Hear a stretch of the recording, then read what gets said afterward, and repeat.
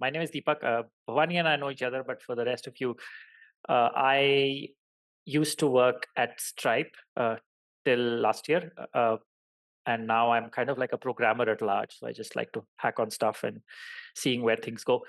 Today, I'm going to be building a newsletter for my homegrown bespoke personal website / daily log. I'm just going to link that so that people have context. So that's my daily log. If you go to the main page, there is a link to the code base for that as well. And I'm going to add a newsletter to it because right now it's kind of like you have to go to the site to sort of read it. And I want people to be able to say that, okay, I want a daily, like a weekly digest of it coming into my inbox. So yeah, that's what I'm going to do today. Just a bunch of Go coding, hopefully. Let's see. Can people see my screen? Yes. Okay. You might want to increase the font size a little bit. I can increase. Is it better? Just let me know when it's better. Yes. Okay. So very quickly, I have 2 minutes, right? So I'll just run through the stuff. This is my daily log. It's on deepakjois.dev/daily. I publish, like I write it every day. So far, I've maintained a record of more than 50 days of continuous logs. I just write like, I log resources that I come across, code and everything. Sometimes a podcast, sometimes links, and I sometimes block code them. I summarize them. It's just a way for me to keep track of stuff and also share stuff. What I wanted to do was right now there is no way, there is no newsletter. There's no way for people to sort of subscribe to a newsletter of any kind. There is an Atom feed, as you can see, but not many people, I believe, in this generation use RSS feeds, so RSS feed readers. So it's not particularly useful. So I thought in this building session, I'll build a newsletter to sort of collate the last 7 days of blogs from Sunday to Saturday and put it in a newsletter. So I chose this service called Button Down. It's a pretty simple, neat, cute little service. It provides RSS feeds if people are interested in RSS feeds for weekly logs, or there is even a website where it will collate the logs, and there is of course the newsletter, which is the whole point of this. So just very quickly, I like what I did in this session was I set up the basics. Like you set up the newsletter, and then there's also a little design thing which is kind of nice. You can upload your logos and some little stuff, and that will go there. So I first set up the newsletter. Now, how do I get content from my daily log into the newsletter? Right, that's the problem I'm trying to solve. That's the real problem I'm trying to solve. So the first, so just to give a very quick context on where the I just want to touch on that. So the thing is, initially I was thinking I can use some API stuff, but as you can see, a lot of the API stuff is behind a paywall. I have to upgrade to basic, which is $7. This is for people who came late. Sorry, I'm repeating myself. And yeah, there's a bunch of other things. Like I could have even done an RSS to email thing here. Which is again behind a paywall, so I can't do this. So I had to do this manually, right? So how do I do this manually? So very quickly, this is how my daily log looks. It's like a bunch of markdown files labeled by each date, right? And this is imported from an Obsidian repository. If you don't know what Obsidian is, look it up. It's a offline note-taking thing which I use.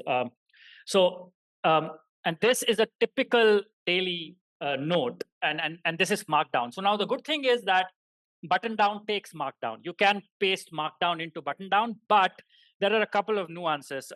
There is this syntax, which is kind of very specific to Markdown, and there is the embed syntax, which is very specific to Obsidian.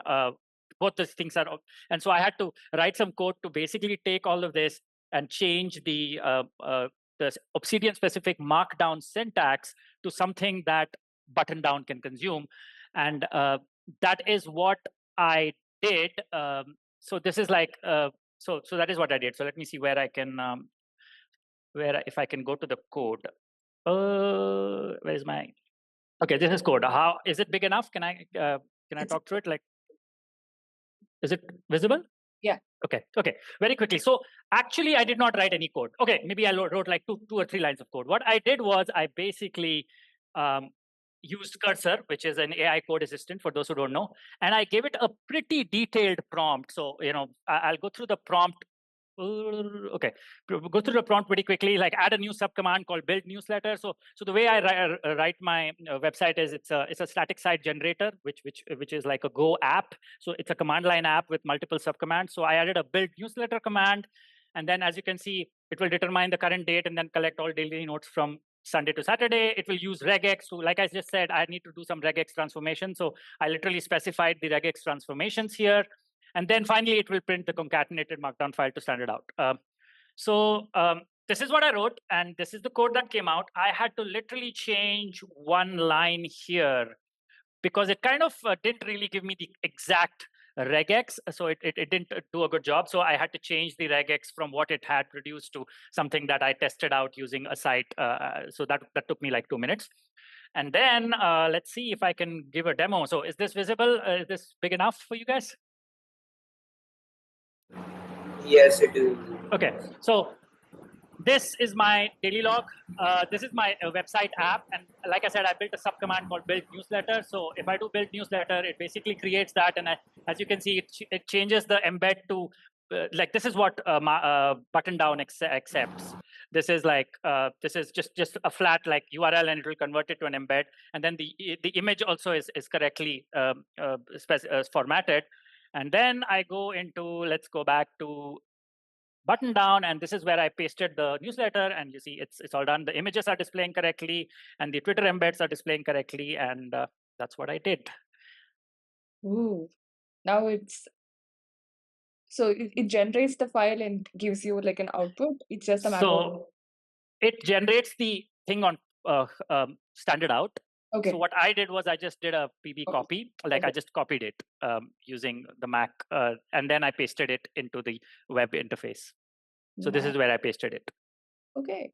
So yeah, this is the manual step. Like I said, I don't have API integration because I don't have money. So I basically just took the newsletter markdown and pasted it here. So my plan is every week on a Sunday, I'll do this. So from the last Sunday to the last Saturday, it will send out a newsletter. All right. But that's a lot of work in what, 1 hour, 1.5 hours. I don't Brilliant. know if you think so. Thank you. I mean, getting a newsletter up in this short of time, I am like in a decision. Actually, if you see, it says that my account is currently disabled and you will not be able to send out emails. Something I did in this span of 2 hours has triggered off some spam notification. So I need to figure out what that is. And so this is yet to launch. I just wrote the code for it today, but it's still very great progress. So I'm too distracted usually to be able to do this on a consistent basis. So thank you for hosting this. Otherwise, this would have taken me another week or so, just procrastinating. Oh, I feel you. That's the very reason I am hosting this also. Kind of Yeah. in that way. Wonderful, Deepak. This is great progress. Let me know Thank how you. it goes. And we'll wait for your first newsletter edition. Yeah. Next, I know who's gonna go next.